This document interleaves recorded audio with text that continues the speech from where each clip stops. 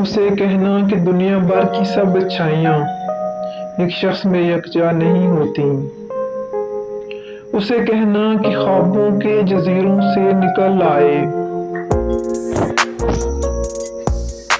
उसे कहना किसी कच्चे दरोंदे में भी खिलकर रात की रानी की निखत कम नहीं होती।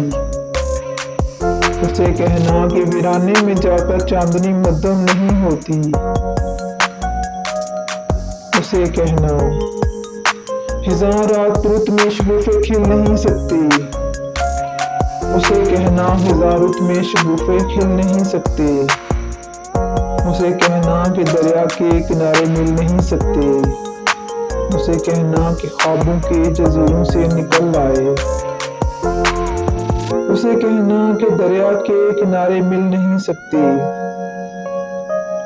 उसे कहना कि ख्वाबों के जजीरों से निकल आए।